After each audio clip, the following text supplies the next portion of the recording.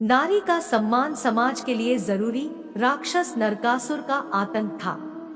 करीब 16,100 महिलाओं को उसने अपने महल में कैद किया था।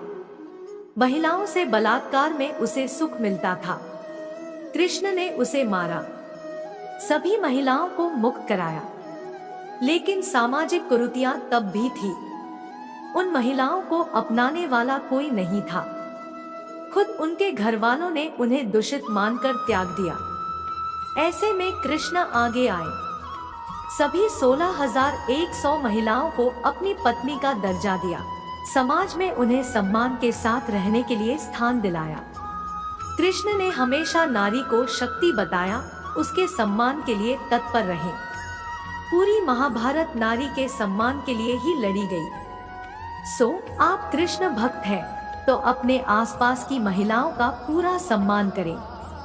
कृष्ण की कृपा पाने का ये सरलतम मार्ग है। अगली लाइन, आपके मतभेद अगली पीढ़ी के लिए बाधा ना बने। कम ही लोग जानते हैं कि जिस दुर्योधन के खिलाफ कृष्ण ने आजीवन पांडवों का साथ दिया, उसकी मौत का कारण भी कृष्ण की कूटनीति बनी। वो ही दुर्योधन रिश्ते में कृष्ण का समधी भी था। कृष्ण के पुत्र सांब ने दुर्योधन की बेटी लक्ष्मणा का अपहरण करके उससे विवाह किया था, क्योंकि लक्ष्मणा सांब से विवाह करना चाहती थी, लेकिन दुर्योधन खिलाफ था। सांब को कौरवों ने बंदी भी बनाया था। तब कृष्ण ने दुर्योधन को समझाया था कि हमारे मतभेद अपनी जगह है, लेकिन हमारे विचार हमारे बच्चों के भविष्य में बाधा नहीं बनने चाहिए। दो परिवारों के आपसी झगड़े में बच्चों के प्रेम की बलि ना चढ़ाई जाए। कृष्ण ने लक्ष्मणा को पूरे सम्मान के साथ अपने यहाँ रखा। दुर्योधन से उनका मतभेद हमेशा रहा, लेकिन उन्होंने उसका प्रभाव कभी लक्ष्मणा और सांब की गृहस्थी पर नहीं पड़ने दिया। अगली लाइन, शांति का मार्ग ही विकास का रास्ता है। कृष्ण ने महाभारत युद्ध के पहले शांति से समझौता करने के लिए पांडवों और कौरवों के बीच मध्यस्थता की। हालांकि दोनों ही पक्ष युद्ध लड़ने के लिए आतुर थे, लेकिन कृष्ण ने हमेशा चाहा कि कैसे भी युद्ध टल जाए। झगड़ों से कभी समस्याओं का समाधान नहीं होता है। शांति के मार्ग पर चलकर ही हम समाज का रचनात्मक विकास कर सकते हैं। कृष्ण ने समाज की शांति से मन की शांति तक दुनिया को ये समझाया कि कोई भी परेशानी तब तक मिट नहीं सकती जब तक वहां शांति ना हो। हमेशा दूरगामी परिणाम सोचे। महाभारत में जुए की घटना के बाद पांडवों को वनवास हो गया।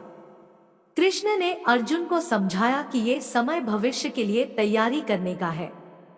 महादेव शिव, देवराज इंद्र और दुर्गा की तपस्या करने को कहा। कृष्ण जानते थे कि दुर्योधन को कितना भी समझाया जाए, वो पांडवों को कभी उनका राज्य नहीं लौटाएगा।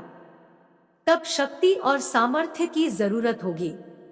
कर्ण के कुंडल कवच पांडवों की जीत में आड़े आएंगे, ये भी वे जानते थे। उन्होंने हर चीज पर बहुत दूरगामी सोच रखी। आगे की लाइन, हर परिस्थिति में मन शांत और दिमाग स्थिर रहे। पांडवों के राजसूय यज्ञ में शिशुपाल कृष्ण को अपशब्द कहता रहा। छोटा भाई था, लेकिन मर्यादाएं तोड़ दी। पूरी सभा चकित थी, कुछ क्रोधित भी थे, लेकिन कृष्ण शांत थे, मुस्कुरा रहे थे। शांति दूत बनकर गए तो दुर्योधन ने अपमान किया। कृष्ण शांत रहे।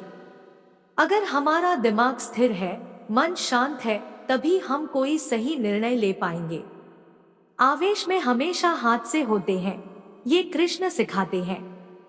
विपरीत परिस्थितियों में भी कभी विचलित नहीं होने का गुण कृष्ण से बेहतर कोई नहीं जानता। इस ब्रह्मांड में ईश्वर के बाद यदि कोई एक शक्ति है तो वह है हनुमान जी।